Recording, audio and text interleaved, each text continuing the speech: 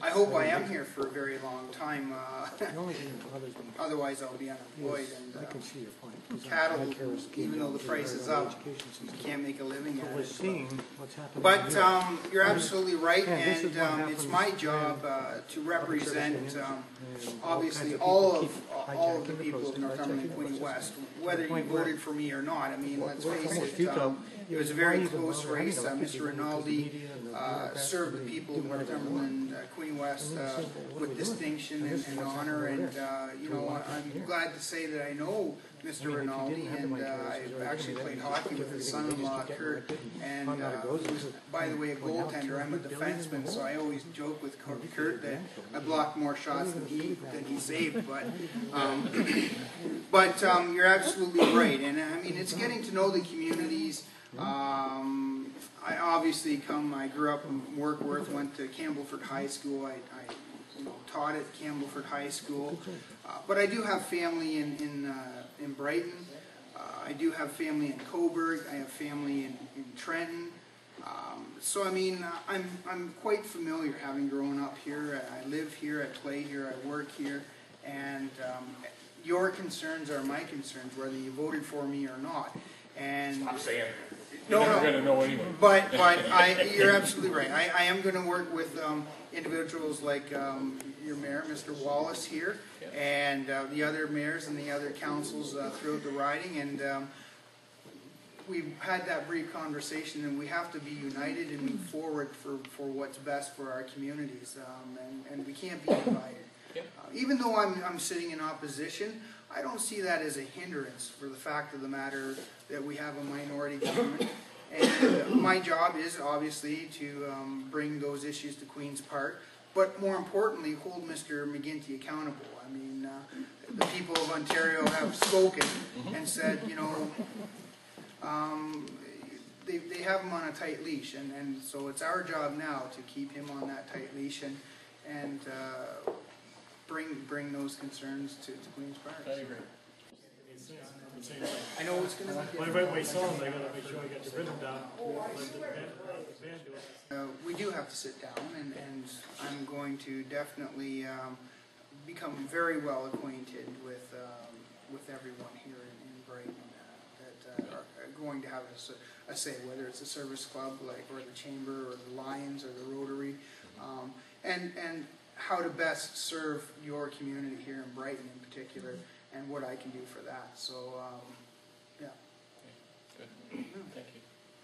I have a question, Rob, and maybe a bit of a statement, but we're watching very clearly what's going on in Europe, and what it is what this gentleman here is alluding to. Maybe is people have been asking for more. They're asking for this. They're asking for that. Donations for this. We have spent ourselves into oblivion, you know, and we got a $200 billion debt up there that mutually we all owe, you know, and we're incurring more all the time. I mean, at some point in time, do we not have to say maybe we should ratchet back a little bit, maybe take a little less and try to pay down, because the kids, the grandchildren or whatever, the people standing here are going to be inheriting an awful mess, and they're going to say, Grandpa, why do I owe all this money? What for? What do I get for this? I mean, they're supposed to inherit something, not to inherit a debt. You know, and I think this is something that somebody's got to think, because we're seeing what happened in Europe. Do you think we're immune over here? Your X machine's full of stuff that would just pop. Yeah. Yeah. Well, and I think you're right, Tim, in the fact that that's partly what our campaign we ran on, and I think that the people, particularly in rural Ontario, made it very clear to Mr. McGinty that we do have to rein in some of the spending that the Liberals are currently have been doing. We can't let this continue, because you're absolutely right. My children, my my future grandchildren, are going to be saddled with that debt. And it comes a point in time when you have to actually step back and say, enough's enough, right? Now, we have to obviously take a measured approach to that. I think Mr. Hudak did that during the campaign. I'm quite proud of the platform, for the most part, that Tim brought forward, and those are concerns that obviously people have had, and we're going to take those concerns to Queen's Park. Is that a joke for a senior? Yeah, it is. Great. I appreciate people have been patient in the fact that we do have our offices in Coburg and Trenton up and running now. It's a quite daunting task if you are involved in the process. You have to interview and hire staff, etc. And everything is sort of run out of Queen's Park. They're the individuals who come down and set up your computers, your phones, and all of this. And currently, we are still in Mr. Rinaldi's offices in the Fleming Building in Coburg and in Trenton. Whether we stay there remains to be seen. But I do have cards here that I will distribute, and we do have ladies. The ladies are there full time, so the offices are up and running. Regarding Mr. Hudak and the campaign itself, you're absolutely right. You know, let's not beat around the bushes here. I'm just as disappointed as you are in the fact that it was there for the taking, and we let it slip through our hands.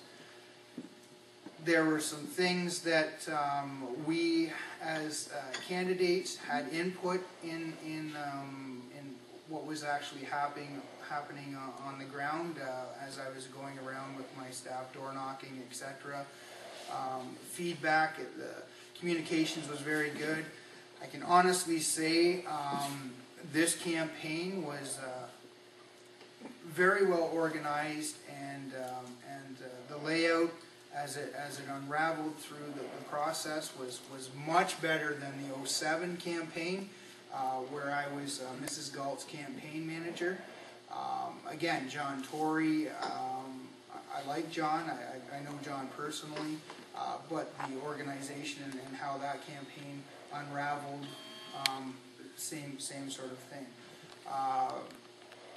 We're working on that. When I've been to several caucus meetings in the last several weeks, and that's one of the main things that we're looking at is you know, how we're going to be better next time, whether that's a year and a half, 2 years, 3 years. I will say this, that Mr. Hudak has made it very clear that any new taxes introduced by Mr. McGuinty will result in the defeat of Mr. McGuinty, and we'll be going to the polls over that. He's made that very clear in caucus that any new taxes that Mr. McGuinty proposes is going to be his demise. So the ball is in Mr. McGuinty's court. I mean, that, let's face it, I mean, you know, we're taxed to death. And as Canadians, we don't mind paying our fair share of taxes, but it's how your taxes are you know, spent, you know, efficiently, wisely, and they haven't been. I mean, we can look to our federal cousins, Mr. Rick Norlock and Mr. Harper and Flaherty, have increased you know, transfer payments to the province of Ontario, like a huge margin compared to Mr. Martin and Chrétien, and still we're running a deficit. Obviously, the economy is suffering, and there's some issues there. But I mean, if you look at the big picture, the bureaucracy is growing 7% annually, while our economy is only growing upwards of 2-3%. So it doesn't work out that way. So